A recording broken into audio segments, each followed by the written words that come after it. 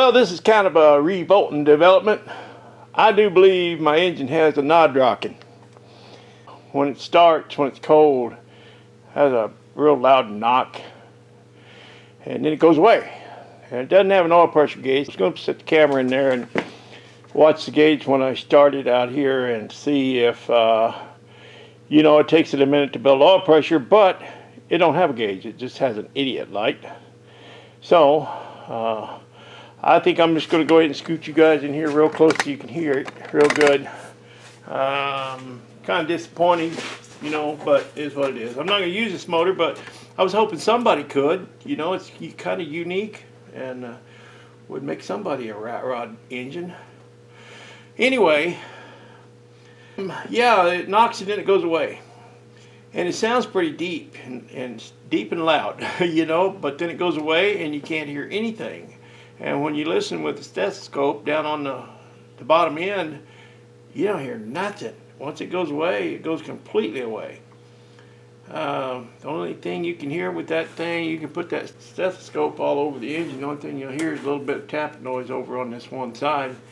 And it's not bad, but it's quiet. So, I don't know, I'm kind of sad about that, but there's nothing I can do about it. You know, I drove this thing home and it didn't knock. And of course I didn't start it over and over. I didn't start it cold. I drove it in there and parked it, and that was it. So I don't know. I kind of assumed that maybe I did some damage when I was breaking loose that stuck piston, but I would think if I did any damage at all at that time, it would have been a wrist pin. And this don't sound like a wrist pin. This sounds pretty deep. But I'll let you guys listen to it, see what you think. Yeah, I was hoping to pass this along real cheap to somebody that could use it, but I don't want to sell it to somebody if there's, you know, anything wrong with it. I just want it to be known what it sounds like. And it ain't good. It ain't good. Let's see if we can get her to crank over. I haven't started it for a few days.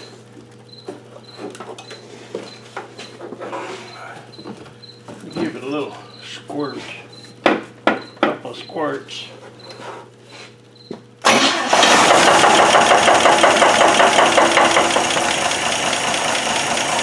That ain't no wrist pin. But then it goes away. Completely goes away.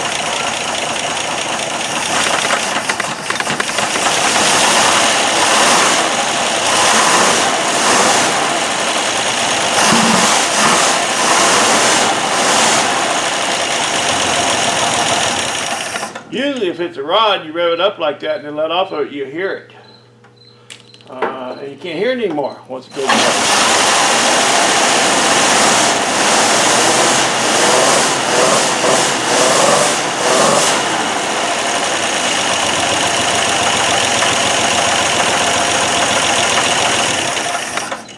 Oh well, it is what it is, and it is coming out.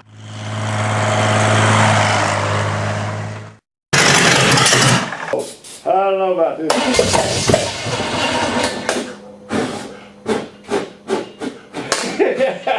Blow it out!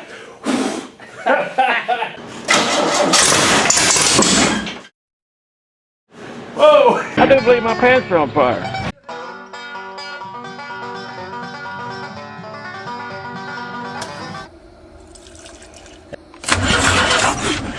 There we go. Hey, welcome to Rat Rodding. My name's William Wire, and don't ever do what we do here on this channel.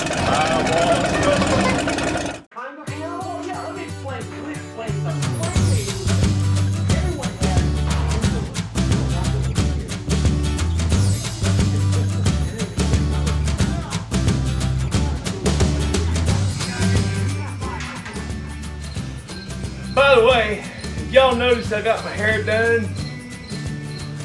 Yeah, I went to the beauty shop yesterday. Got my hair fixed.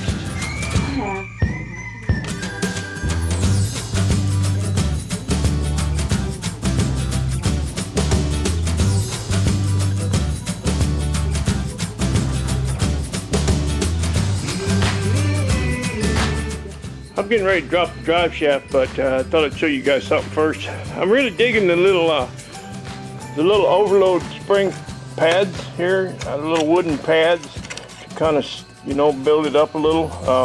They're put on here with some good quality baling wire. All 4 of them are perfect position, perfect shape.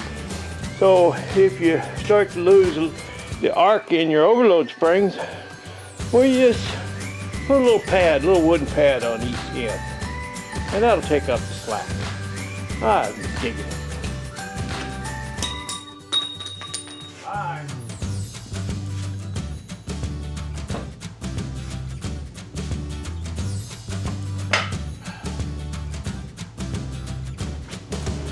I wanted to acknowledge a comment.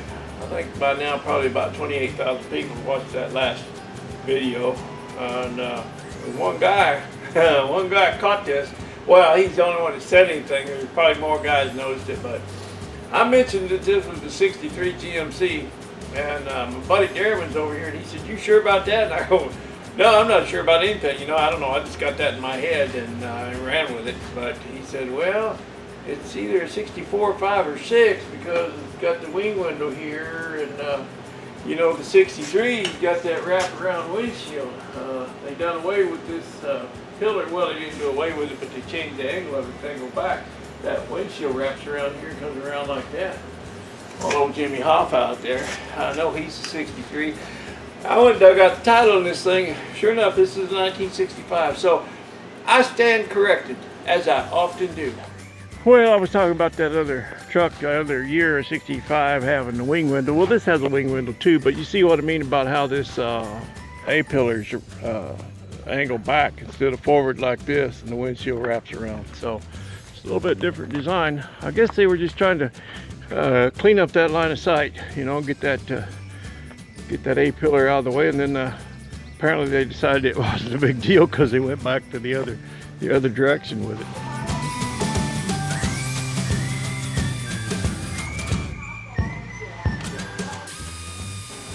Well, here's a fine piece of ingenuity right here. I thought this was video worthy. You know, if your clamp on the mount on your tailpipe coming out of your muffler is just not exactly right, don't quite match up with the mount coming off the frame, just get you some ready rod. I call it Archie rod, and you clamp that sucker down on this end, you baling wire it down on the other end, put your nut on it, and you're in business, man. I mean, ain't nothing wrong with that.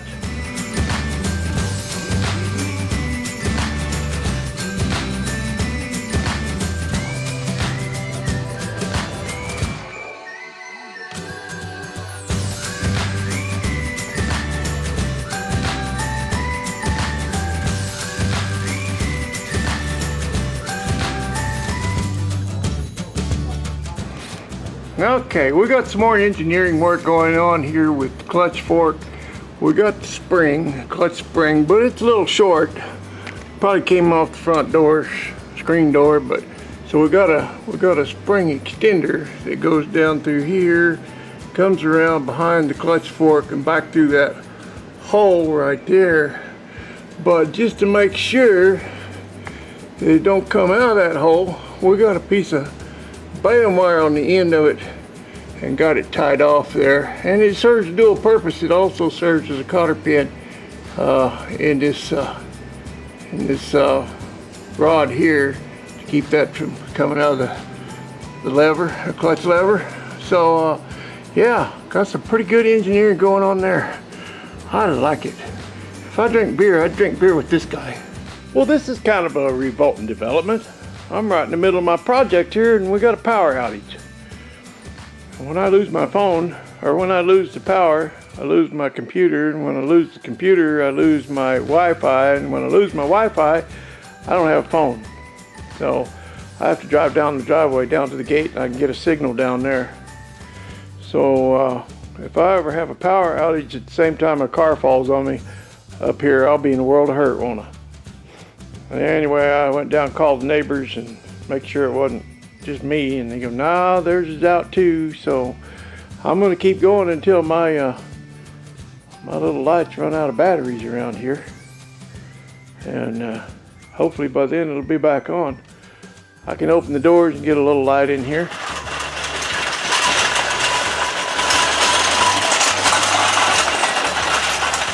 Well, we have reached a bit of an impasse. I'm to the point that I need to get this thing up in the air and get underneath there and deal with the transmission mounts and some clutch linkage. And the power's still off. Been off about an hour now, I guess, and I can't pick it up because I don't have electricity for my lift. And I'm thinking of alternatives. And I could get under there with a creeper like I did for 40 years, you know, that's just almost unthinkable, isn't it? I have really spoiled myself with this lift. And I could roll it out of here and get some of that sheet metal moved out of here. But I really don't want to roll it out until I get the cab off of it. And then I'll only have to roll it out once and be done with it. And when I roll it out that time, then I'm going to bring that 38 GMC up here and pull the cab off of it and the front fenders and stuff that I'm going to use. So I'm just not quite ready to push it out of here yet. After these messages, we'll be right back. Today's ride of choice, 1965 Dodge 3/4 ton swept line. Rides like a log wagon and you need arms of an ape to steer it. And I love it.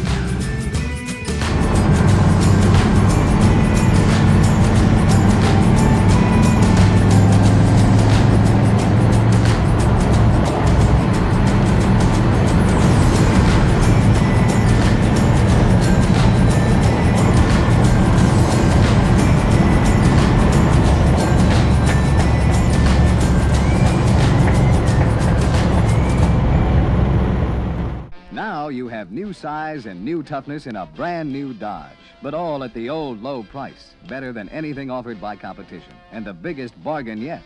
Let's prove that by comparing your bold new sparkling styling with Ford and Chevrolet.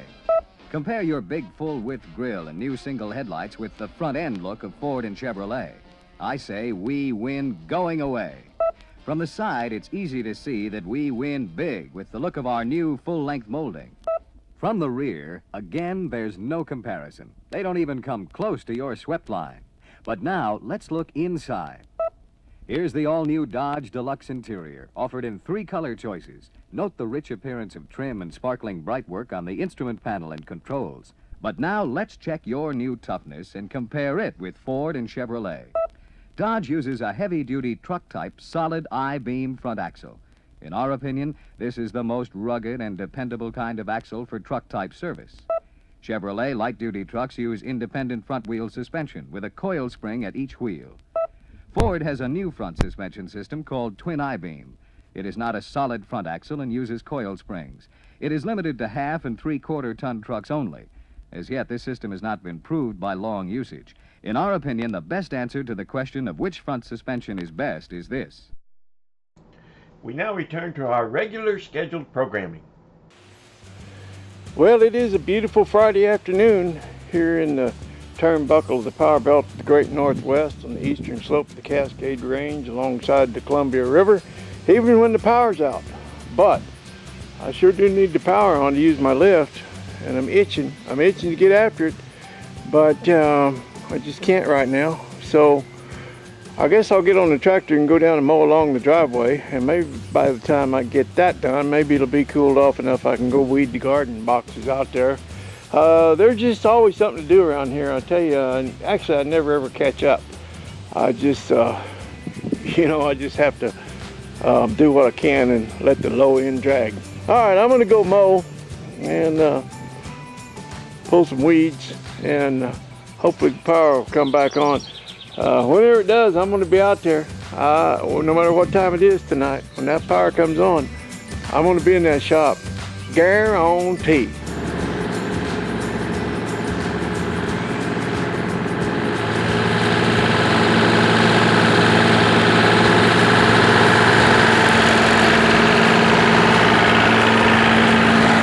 Well, just came in and shut the mower down and noticed the light on back of my shop. So the power's on, the AC's on. Come on, It come back on just in time to save me. I don't have to go weed the garden now. Well, I've been checking out this cab as I do things underneath it, so I'll let you guys take a look too. This is not rust, it's just discolored. A little bit of, well, it's lack of paint is what it is. But anyway, these rockers are so solid, and the ones on Jimmy Hoffa out there are just completely rusted out. And this is just a little bit of surface rust there. The paint just peeled off a little bit. Same thing on the other side. There's some surface rust on the corner of each door, but I'll show you on the inside. It's completely solid. And this rocker is totally solid as well. There is zero rust in this cab. It's been undercoated, and it really did a nice job. I really, you know, I'm thinking, man, I wish I could use this cab on Jimmy Hoffa, but then it wouldn't be Jimmy Hoffa anymore, would it? It would be a 65 instead of a 63. And the title wouldn't be good, I guess. But anyway, you can see this is where they rust out. They totally rust out. And there's just none. There's no rust in this cab. As I started pulling that stock rack off of this truck, I was starting to think, man, you know, that's a pretty good looking truck. Without that rack on there, that little flatbed, you know, I could paint the metal on that bed black, and I could refloor it and stain the floor, and you know, do a little bit of work on this thing and clean it up. And I started talking to my neighbor, and he's going, keep your eye on the prize, Ken, keep your eye on the prize, because I did buy that truck for the chassis for this build. That's why I bought it. So yeah, I sent him some pictures this morning. I had the sheet metal off of it, and I said, eye on the prize, man. But you see, here's what you typically get in these rockers.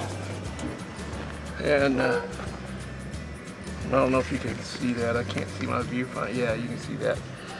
And the floor. You can see the floor. Here's what you usually get. So that's usually what you get. And here's what you get for fenders on these old rigs. So I can't believe the shape that truck's in. Here's the fender on this one, and the rocker. Look at that. Oh, it just makes me sad that I can't use that cab and just put it on here. But you know, like I said, it wouldn't be old Jimmy if I did that. So I'm gonna live with it. But anyway, I was just kind of showing you the condition that cab's in, and it's really good, surprisingly. And there was a guy that, well, I talked about that. Guy that said he wanted it, the guy in Seattle said he wanted it, but I never did hear from him. So yeah, we'll see what happens. It's going to be for sale, I think.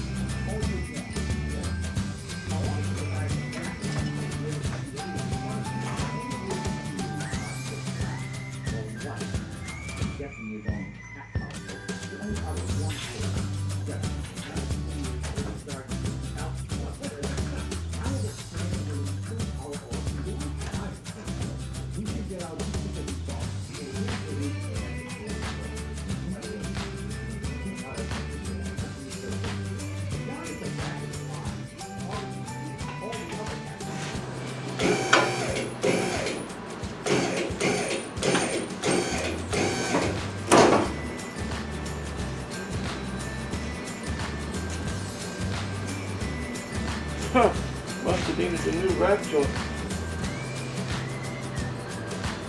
It was supposed to come off of there like that.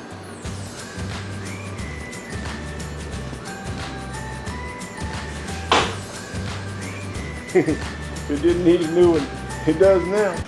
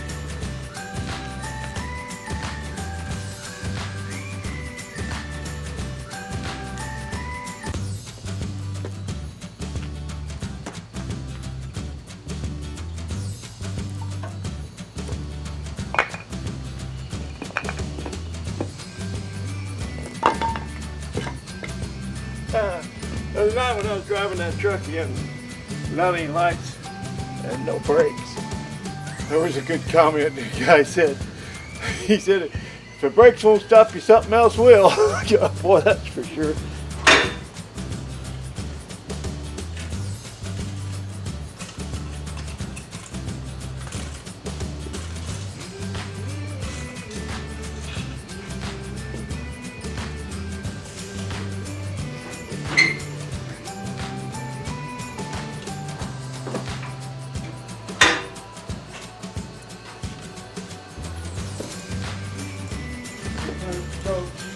Different folks, so it won't, so on it do.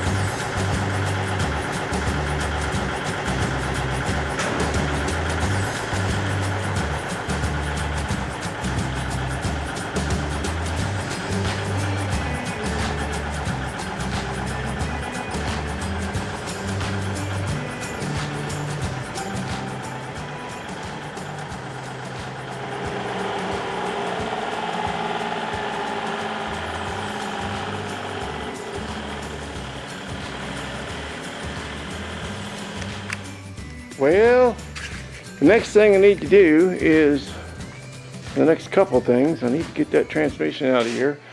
I can haul that and throw that in the bucket on the tractor and maybe take it out at the same time as I take this out. I'm gonna come and hook onto that and haul it out of here, and that's the next thing that needs to be done. But yeah, and then I need to sweep up in here and clean up, because I'm gonna bring that 38 GMC in here.